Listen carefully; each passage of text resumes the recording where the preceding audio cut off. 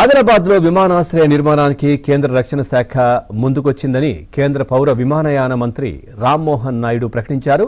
ఢిల్లీలో రక్షణ మంత్రి రాజ్నాథ్ సింగ్ ఆధ్వర్యంలో జరిగిన ఉన్నత స్థాయి సమావేశంలో ఈ నిర్ణయం తీసుకున్నారు.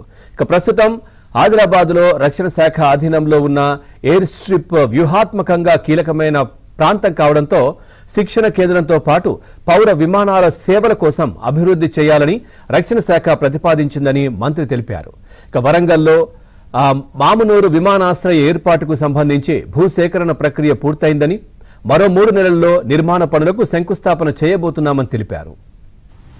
Civil aviation department, defence, ministry of defence, అలాగే మన స్టేట్ గవర్నమెంట్ ఈ ముగ్గురు కలిసి ఈ ఏప్రిల్ 17th నాడు గ్రౌండ్కి వెళ్ళి అక్కడ మరొకసారి ఓఎల్ఎస్ ఆబ్స్టికల్ లిమిటేషన్ సర్వే కూడా చేసుకొని మరొకసారి ఫీల్డ్కి వెళ్ళి స్టడీ చేసి ఇంకేమైనా ఆబ్స్టికల్స్ ఉన్నా, ఇంకేమైనా లిమిటేషన్స్ ఉన్నా వాటన్నిటిని కూడా పరిగణలోకి తీసుకొని రన్వే ఓరియంటేషను లేకపోతే మాస్టర్ ప్లాను ఇవన్నీ కూడా స్టడీ చేసి దాని మీద ఒక ప్లాన్కి మాస్టర్ ప్లాన్ కూడా నిర్ధారించడానికి 17th నాడు ఒక నిర్ణయం తీసుకుంటున్నారు. 17th వెళ్ళి అక్కడ గ్రౌండ్లో ఫీల్డ్ విజిట్ చేస్తారు.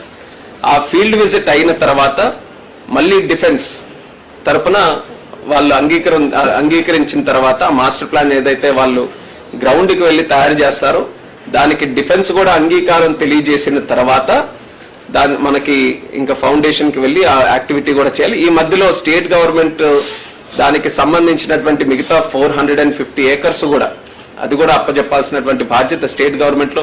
ఇది కేవలం ఈ ఎయిర్పోర్ట్ కనే కాదు, ఎక్కడ ఎయిర్పోర్ట్ నిర్మించినా, ఎక్కడ సెంట్రల్ ప్రాజెక్ట్స్ నిర్మించినా స్టేట్ గవర్నమెంట్ తాలూకా బాధ్యత. ల్యాండ్ స్టేట్ సబ్జెక్ట్ కాబట్టి స్టేట్ గవర్నమెంట్ ల్యాండ్ ఎక్వైర్ చేసుకొని ఇవ్వాల్సినటువంటి బాధ్యత స్టేట్ గవర్నమెంట్ అవుతుంది.